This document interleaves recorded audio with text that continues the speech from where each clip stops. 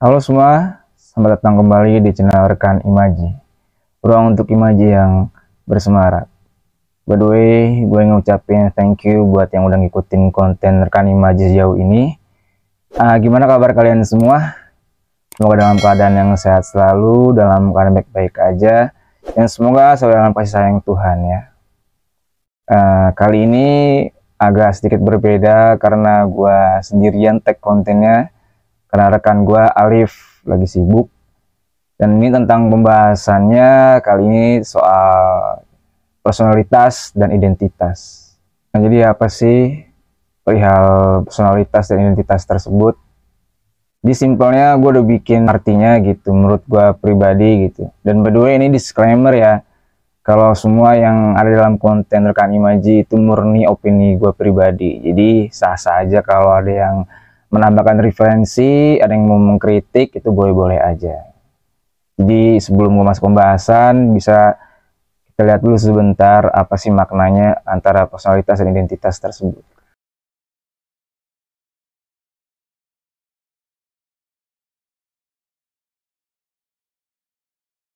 Ya udah jelas ya, personalitas itu kondisi alamiah kita itu bagaimana, fisik yang fungsinya sama gitu ya, udah jelas lah. Tapi soal identitas ini unik nih untuk dibahas gitu, karena berkaitan dengan image yang kita bangun di masyarakat gitu kan, dan terapannya itu bisa dalam berbagai bidang ilmu. Dan banyak dari kita yang sampai sejauh ini masih bertanya-tanya tentang apa sih identitas kita dan kita tuh siapa. Masih banyak yang mungkin rekan-rekan yang nonton juga mungkin masih mencari identitas diri sendiri gitu. Begitupun juga diri gue sendiri gitu, masih mencari identitas, tapi ternyata gue menemukan hal penting dalam identitas ini gitu, dalam pembahasan kali ini gitu. Jadi ternyata identitas itu ketika gue bedah, gue baca-baca lagi, ternyata punya definisi yang dalam gitu. Karena sepengalaman gue sejauh ini, gue banyak pengalaman dalam hidup. Gue kira identitas itu adalah gambaran gue yang dimana kayak misalkan gue ini mahasiswa gitu, terus kuliah sastra Inggris misalkan.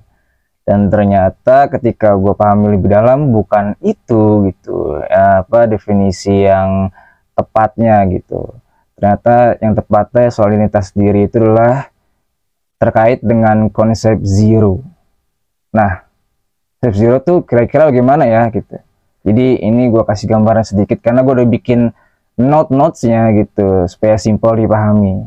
Jadi bisa dicat dulu ya, kita baca dulu sedikit.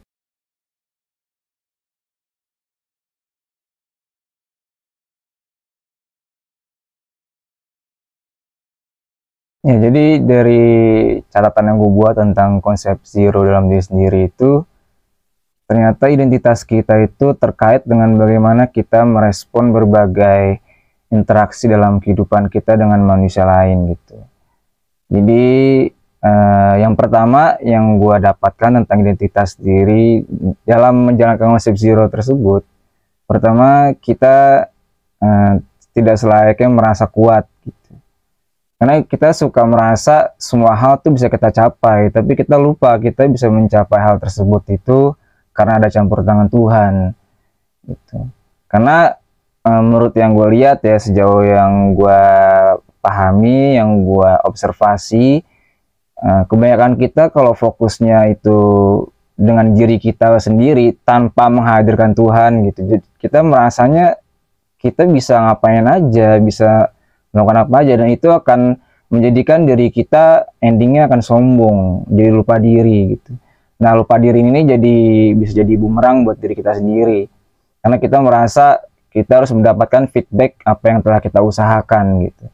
Padahal dunia kan bukan tentang apa yang selalu kita dapatkan, ada hal yang kita nggak mau dapatkan dan itu terjadi gitu loh, dan mau nggak mau ya kita harus tetap menerima hal tersebut gitu, suka atau nggak suka. Jadi penting menurut gua dalam poin pertama, kita merasa lemah. Bukan berarti kita merasa lemah karena nggak bisa melalui banyak masalah, tapi merasa lemah karena kita tahu bahwa kita punya Tuhan gitu, dan kita tidak sendiri gitu. Kita selalu bersama Tuhan dan melalui segala lini masa kehidupan itu dengan Tuhan, tidak sendirian. dan tetap konsisten merasa rendah diri, tidak sombong, tidak selalu memandang diri kita di atas orang lain, mau itu teman, ke siapapun orangnya, ke orang tua ya, atau ke pasangan. Tetap taruh diri kita netral. Kita orang yang selalu ingin belajar, haus ingin tahu, dan benar-benar taruh angka zero dalam diri kita. Kita itu jangan pernah merasa pintar dalam segala hal atau segala bidang. Kita harus merasa selalu belajar dan haus untuk belajar agar kita bisa mengerti orang lain dan kita juga bisa mengerti diri kita sendiri gitu. Dan ini akan membentuk identitas kita di masyarakat gitu. Karena kita menunjukkan bagaimana kita merespon saat kita berinteraksi dengan orang lain. Ini poin pertama. Dan poin kedua, fokus dengan apa yang bisa kita berikan gitu kan. Jadi menurut gua ini penting untuk di note gitu.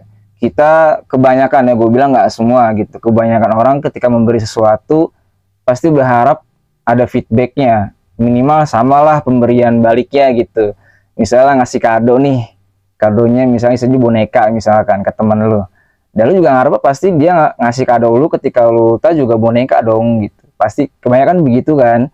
Tapi ternyata ketika gua memahami definisi identitas diri gitu, dengan konsep zero tersebut, ternyata apa yang gue inginkan dari orang lain tuh malah merusak diri gue sendiri.